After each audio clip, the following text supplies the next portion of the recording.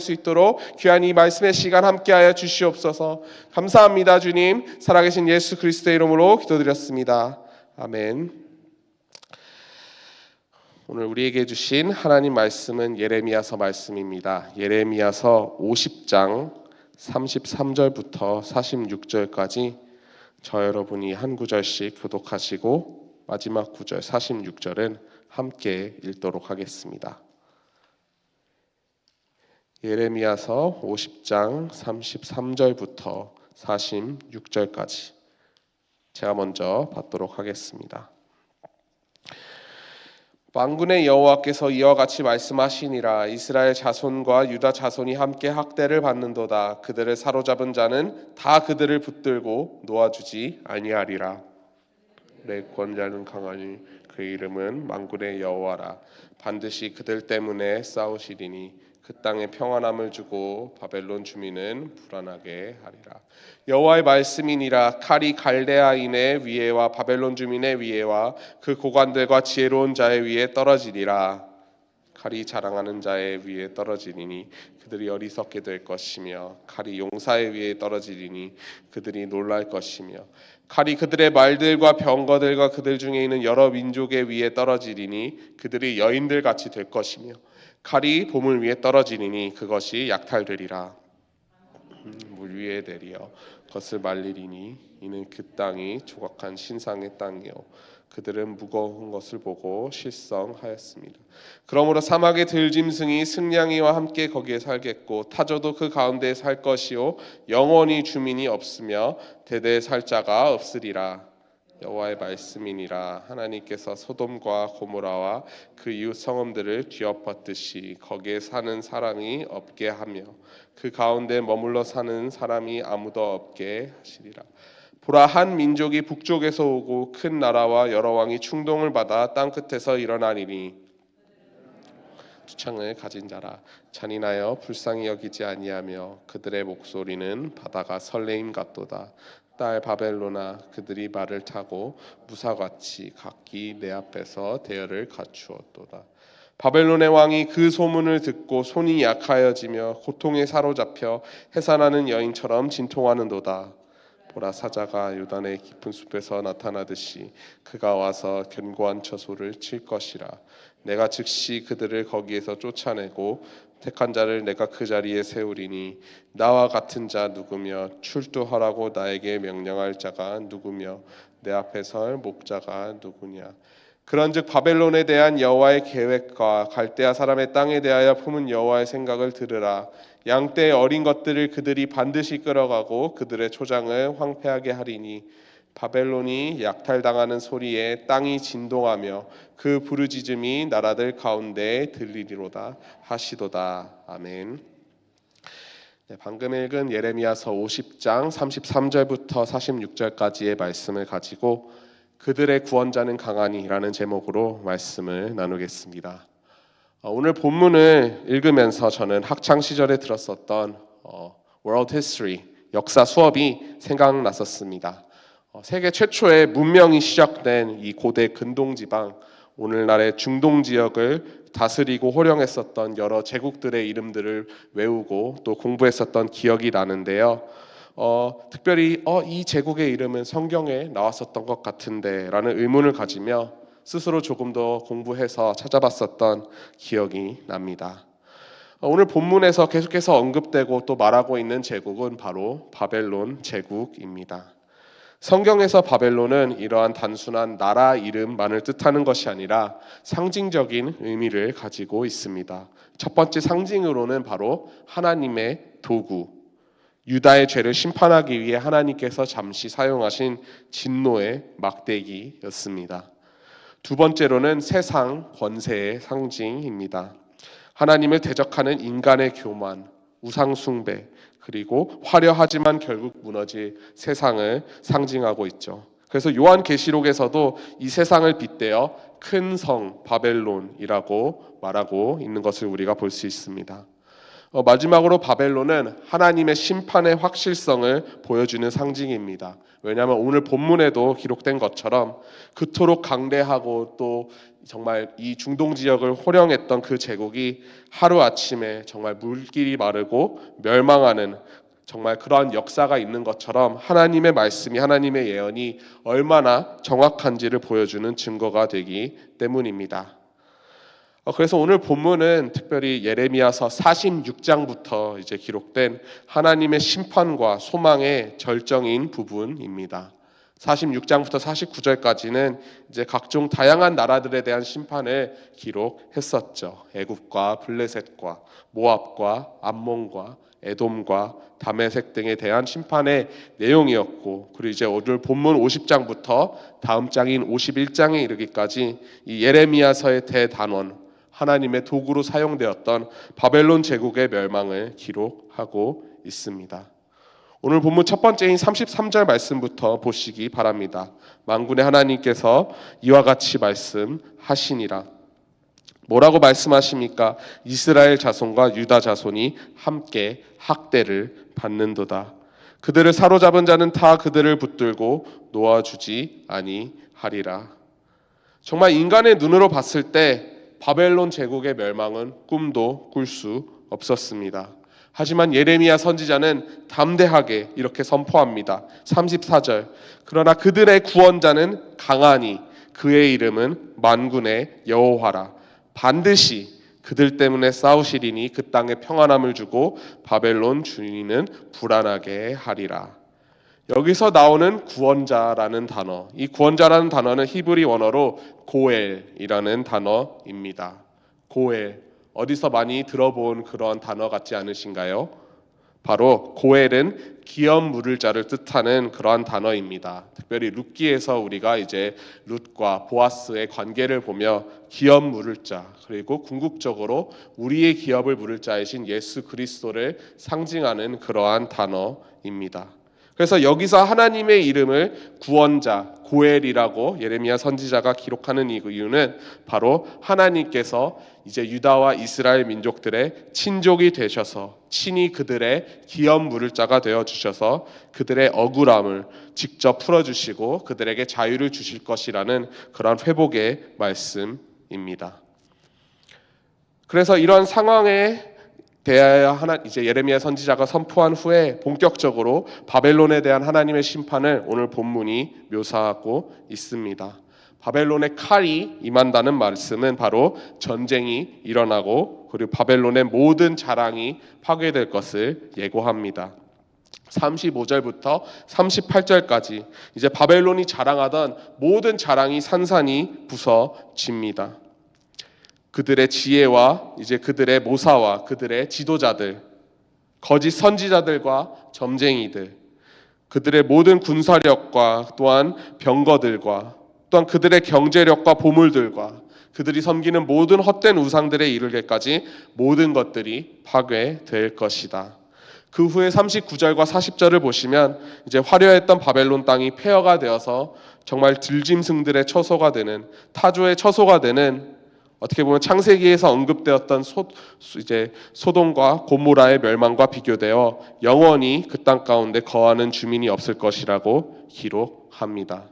이 심판은 바로 41절부터 42절까지 기록된 또 다른 하나님의 도구로서 사용되는 북쪽의 한 민족의 나라에 인해 진행될 것인데, 이 나라가 바로 메데 바사, 이제 우리도 너무나도 잘 아는 페르시아 제국입니다. 그래서 이러한 소문을 들었더니 정말 손이 풀리고 해산하는 여인 같은 고통에 사로잡히는 사람이 누구입니까? 바로 천하를 호령하던 바벨론 왕의 비참한 최후입니다. 성도님들도 아시겠지만 바벨론의 이제 부흥기를 이끈 너무나도 유명한 왕의 이름 느부갓네살 왕. 그 왕 가운데 바벨론 제국은 너무나도 번영했고 정말 그 넓은 땅을 다 점령하고 다스리는 그러한 정말 너무나도 황금기 같은 시간을 보냈었지만, 그러한 정말 사자와 같은 위험찬 왕이 이제는 소문만 들어도 손이 풀리고 정말 해산하는 여인 같은 고통에 사로잡혀 있는 처지가 된다는 것입니다. 그리하여서 어떻게 보면은 정말 예레미야서 4장 7절에 사자로 묘사되었던 바벨론이 이제는 바로 정말로 진짜 사자 같으신 하나님께서 44절을 보면 요단의 깊숙한 숲에서 나타나는 사자처럼 바벨론을 덮치시고 나와 같은 자 누구냐 호령하시며 이렇게 오늘 본문 말씀이 마치게 됩니다. 오늘 본문 메시지의 핵심은 크게 그래서 세 가지로 요약할 수 있습니다. 첫 번째 핵심은 바로 우리의 고엘, 우리의 구원자 되시는 하나님은 온 세상보다 강하시다는 것입니다. 이스라엘 자손과 유다 자손이 함께 학대를 받는데 그들을 사로잡은 자는 다 그들을 붙들고 놓아주지 아니하리라. 그들의 구원자는 강하니. 때로는 우리 삶에 있는 문제들이 또 우리에게 다가오는 고난과 역경들이 마치 우리를 포로로 잡은 바벨론 군대처럼 느껴질 때가 있습니다. 또는 질병일 수도 있고요. 재정적인 어려움일 수도 있고 혹은 관계의 갈등이 우리를 정말 꽉 붙들고 놓아주지 않을 것만 같습니다. 나는 여기서 빠져나갈 수 없어. 내 힘으로는 계속해서 발버둥 쳐도 계속해서 빠져들어가는 늪처럼 정말 이런 상황은 영원히 변하지 않을 거야. 그런 절망감이 우리를 짓누를 수도 있습니다.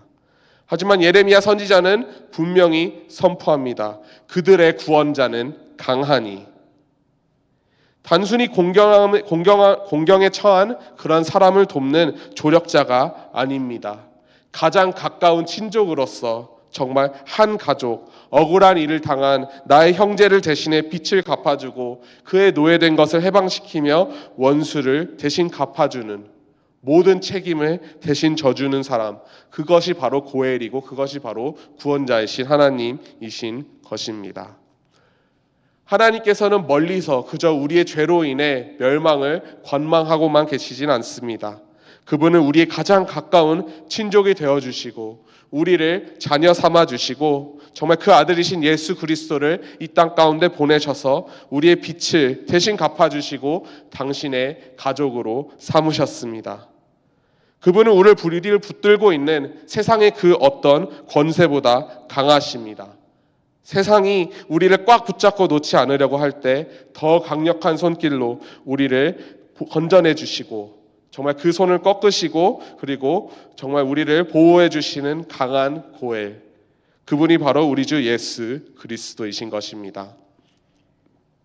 오늘 본문 말씀이 말해주는 두 번째 핵심, 바로 세상의 모든 자랑은 하나님의 칼 아래, 하나님의 심판 아래 헛된 것이라는 것입니다. 정말 바벨론은 당시 세상이 부러워할 모든 것을 갖춘 제국이었습니다. 그들에게는 정말 탁월한 지혜를 가진 참모들과 신하들이 있었고 천하무적이라 불리는 군사들과 장군들과 병거들이 있었으며 그런 각 나라들부터 약탈해 막대한 부를 쌓아놓은 보물창고가 있었고 그들 자신을 지켜줄 것이라 믿었던 수많은 신상과 또 그들의 성을 보호하여 주는 강력한 성벽과 물줄기가 있었습니다. 그들은 이 모든 것이 영원할 것이라고 믿었고 이것들을 의지하여 더욱더 교만에 빠지게 되었던 것이죠. 하지만 하나님께서 심판의 칼을 드시는 순간 그 견고해 보이던 모든 것들은 한순간에 모래성처럼 무너져 내렸습니다.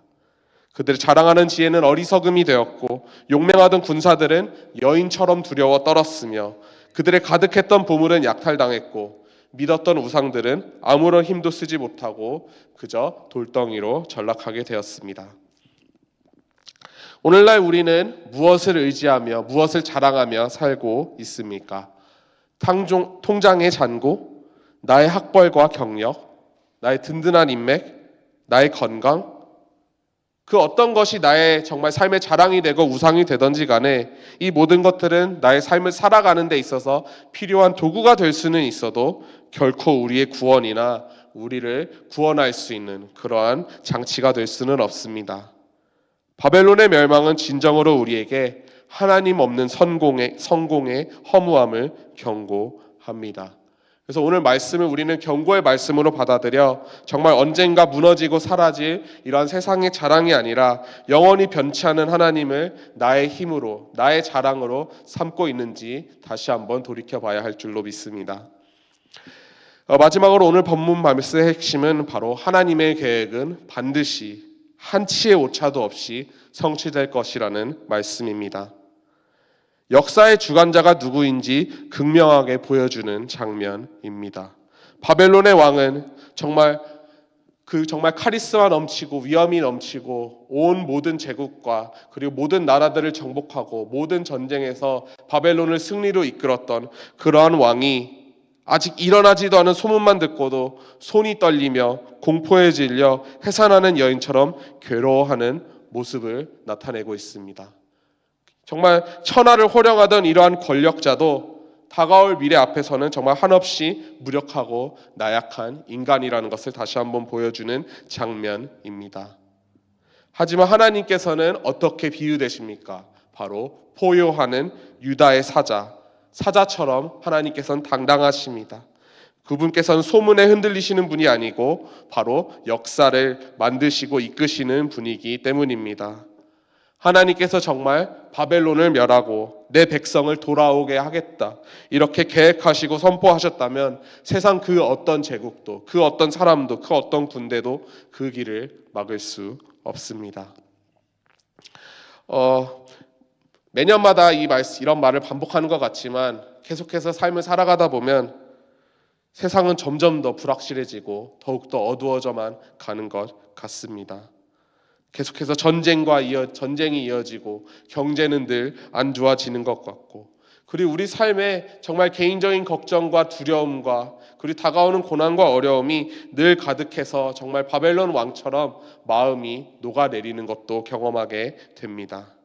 하지만 기억하시길 바랍니다. 역사의 주관자는 바로 하나님 한 분이십니다. 그분의 계획은 반드시 성취될 것이고 그 계획의 시작은 바로 다가오는 성탄, 그 아들 예수 그리스도를 이 땅 가운데 보내시면서 시작되었습니다. 그리고 그 계획의 끝은 바로 당신의 자녀로 삼으신 우리 모두의 회복과 또한 승리일 줄로 믿습니다. 오늘 아침 우리의 삶의 자리로 나아가기 전에 정말 사자처럼 당당하게 선포하시는 내가 바로 누구냐?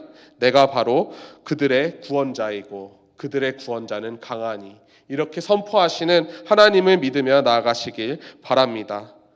정말 신실하신 하나님, 우리를 구원하여 주시고 우리를 더욱더 승리로 이끌어실 그런 하나님을 믿고 의지하며 정말 하나님의 계획이 온전히 내 삶 가운데서 이루어짐을 믿으며 정말 능력 있는 하나님의 힘을 더 빌어 정말 용기를 가지고 정말 힘과 지혜로 이 세상을 나가 맞서서 싸워서 승리하는 저와 모든 성도님들 되시기를 주님의 이름으로 축복합니다. 기도하시겠습니다.